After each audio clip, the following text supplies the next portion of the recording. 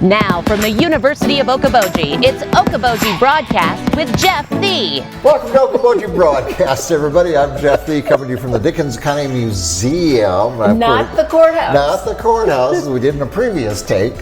You know what they say, at a certain age, the wiring in here just has expired. What wiring? Yeah. Mary Dreier's here with me once again today. Oh, you know what? We are just getting really beautiful weather. And aren't we lucky to live here, Jeff? oh, there's no question about that. You know, and I think that September is the best kept secret of the whole area. It often is. You know, we think about June, July, and August.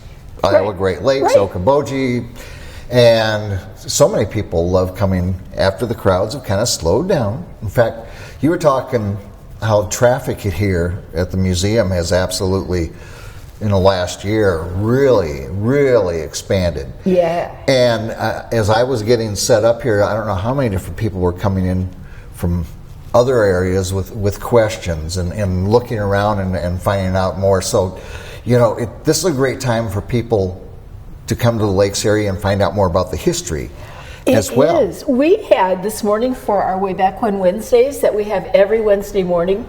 It's absolutely my favorite program that we do here. It is just so fun. Today we had 23 people here. And you're still doing it here? And we're still doing it here every Wednesday at 10. Okay.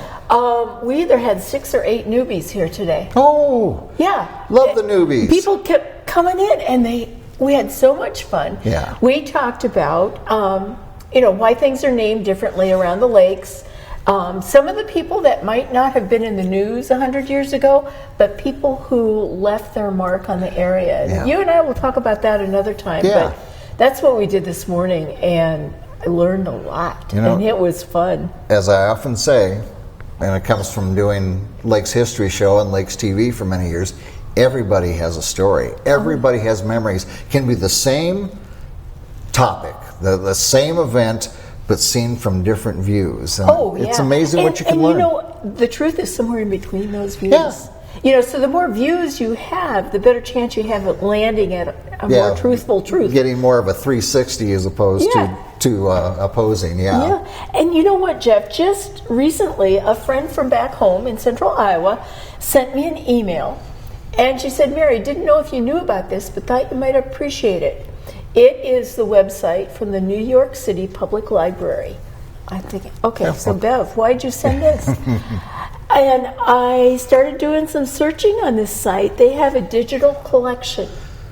And on this site, again, this is the New York Public Library's website, the digital collection. And I put in Spirit Lake, Iowa to search, and up popped photos that I had never seen before. And as I've been showing them around to other people, they had never seen before also. Wow. They're photos that were done by a photographer named Mr. Roblin, who was in the area at least 1880s, 1900, in that time frame. Right. I'm lucky enough that I have the wedding picture for my great-grandparents that were married here, and it was done by the same photographer. Oh, okay. But these photos that are on this in the digital collection of the New York Public Library are really special because they are something that I'm not sure if you've seen before, Jeff. They are stereoptics cards. Stereoptics. Yes. And these were published not for a long period of time, but many people really got into collecting these. And how you would need to see them, you know, seeing them like this, it just looks weird. Yeah. You know, just kind of two images that are the same. Why would you want to see that? Well, it took magic for them to be able to be seen well. You would have a device like this called a stereoscope. This one happens to be mine. Meaning two. Two, yes. Right? This one is particularly fine because it's carved on the edges. It's very pretty. Very nice. You put the card in the little holder, and then you look through it, and magic happens. And Jeff, tell me what that magic is. One image. Yeah, and what's special about that image? I see someone sitting there. Yes. Is that Abby Gardner? No. Oh. No. Well, good try. I took it. Good try. And a lot of vines growing that have grown on the cabin there. But is there anything kind of special? It's a 3D. Yes. Yes. Yes. It pops out like if you went to a 3D movie. Yeah. It's just, okay, now think about it. This was at an age when 3D wasn't. Right. But this is a way that you could bring photographs more to life. And this particular photograph is of the Abby Gardner cabin. You're very right about that. What's cool about it is there's a woman sitting there, and I would have to guess that she is probably a Pillsbury, because the Pillsburys lived in this cabin after the Gardner family did. And it also shows just a wee bit of the addition that was on the back of the cabin. But it's in glorious 3 dimensions. It is. And when you look at this, you've got first the lenses here, and then it's separated, so you don't have your vision coming together like our eyes like to do with this wooden piece, and then viewing the photograph, giving that third dimension. Pops right out at you. Right. What is so cool about this is that these digital collections from the New York Public Library that are available to anybody in the world have the Roblin collection from Spirit Lake, Iowa. And this first card that we're looking at is of the Lake Park House, which was in Spirit Lake. Okay. And it was a house, we think it was kind of a rooming house. It's not one that you hear about a whole lot, but you can see it in glorious 3 dimensions. Wow.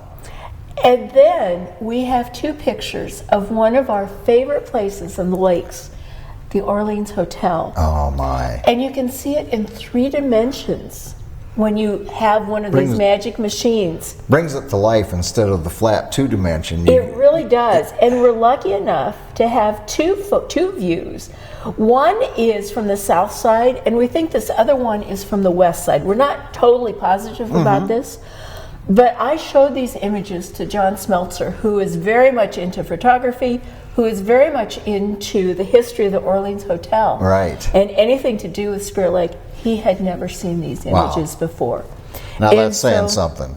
And here it is. These come into our collection from the New York City Public Library. Amazing. Yeah. Just totally amazing. The next picture we're going to look at is from the Baxter House Hotel.